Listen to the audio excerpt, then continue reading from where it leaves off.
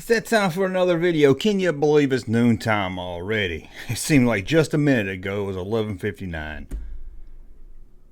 So what we're going to talk about today? Well, if you watched yesterday's video on the first Marvel toys released in the 60s, then you know what this video is about because I teased it on there. We're going to look at the first Fantastic Four action figure. Well, not action.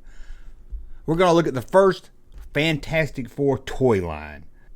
Now, this is toy lines with the title Fantastic Four. You don't have to tell me they did a toy, the Silver Surfer, a year before that or something. No, this is officially Fantastic Four toys with the title Fantastic Four on the card. Sadly, it's really no action figures, but we're going to start off with one that I remember seeing as a kid. Now, these were released by Fleetwood in 1976, and if you don't know the company Fleetwood, they do rack toys, you could call them. You know, toys you find usually at a gas station on a little spinner rack.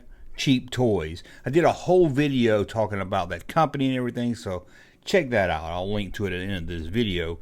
Anyway, I remember seeing these at a gas station or somewhere near my house when I was a kid. I used to want them so bad, but I also couldn't figure out exactly what it was. It was Fantastic Four figures. I wanted the thing. That's the only one I wanted.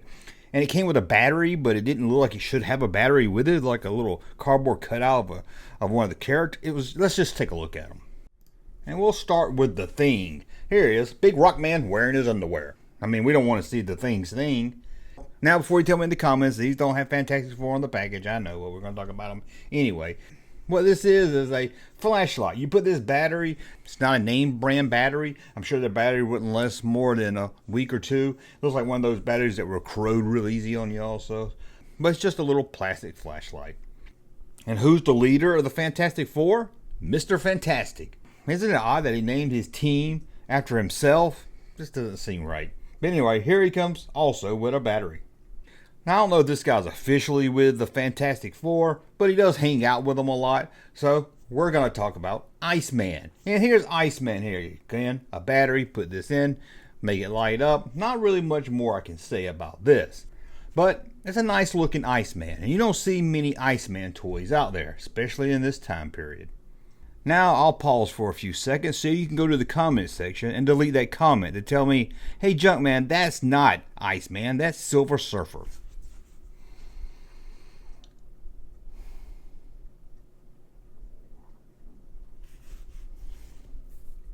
Okay, there, did you delete it? Now let's look at some more Fantastic Four toys, and this one actually has Fantastic Four in the package like I promised.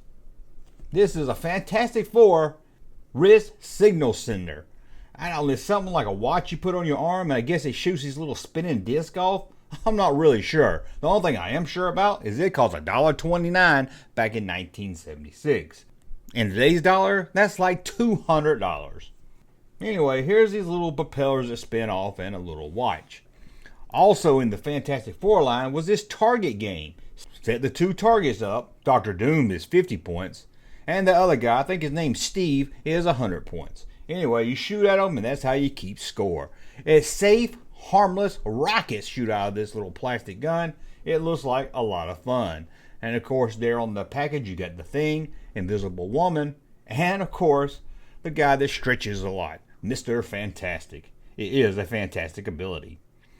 Now, they also had this, and I found this on eBay, and I couldn't find it anywhere else. So maybe there's more of these. It's some kind of ripcord toy. It's some kind of ripcord toy.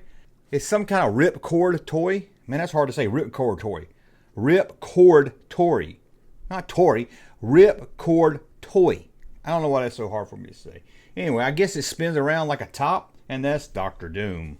Now, out of all these toys, there's one that's the best because it's just so strange and weird, which seems like a thing to do with superhero toys back in the 60s and 70s. I mean, we looked at the Marvel ones when they were riding tricycles. Well, here's Fantastic Four in their car. First, we'll start with Mr. Fantastic himself in his supercar. And you thought it was just a normal car. Nope, it's a supercar. It looks like a lot of fun, but if you're under 5, sorry, you can't buy it. And here's the Invisible Woman. Oh, you think she turns invisible when she's about to get a speeding ticket? I know I would. Not only are these cars made of plastic, the accents on these cars, they're metal. And here's another Mr. Fantastic. No, it's not a Mr. Fantastic. It's Invisible Man. I knew there was an Invisible Woman. I didn't even know there was an Invisible Man in the Fantastic Four. I must have missed that issue. But here he is in a slightly different car. And here's the Thing. Did you ever think you would see the Thing driving a car? Well, you'll see anything on this YouTube channel. And there he is, the Thing. And now we have the Human Torch. I don't know about you, but something about a man that's on fire driving a car that uses gasoline, it just seems like you're just waiting for trouble. I know you're supposed to be heroes and they're supposed to do the right thing, but this just seems way too dangerous, dude. I know you need a ride to a gynecologist, but maybe you could ask the Thing to pick you up. This just doesn't seem safe. And that's a look at the first Fantastic Four figures. From all the heroes of Fantastic Four, what ability of those would you like to have the most? Would you like to be able to turn yourself into fire? It seems a little too hot for me. Would you like to turn into a big rock? Nah, seems like you'd be really slow. Doesn't seem that fun to me. Would you like to be able to stretch your body parts? Well, maybe certain parts, but most of them I wouldn't want to stretch. You know, after you stretch them a lot, the skin will look stretched and everything, so no. I guess if I had to pick one, it would be to turn myself invisible. I always wanted to do that. I was like, if I was invisible, I could do a lot of things. I could go to Toys R Us, and no one would even know I was there. I could walk into the back room and look through boxes, and they would just see boxes opening up. They wouldn't even know what was going on.